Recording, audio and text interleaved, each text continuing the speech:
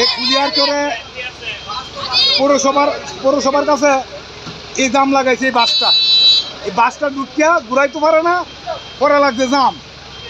এখন দুই দিকে অনেকগুলা গাড়ি আটক হয়ে খারাপ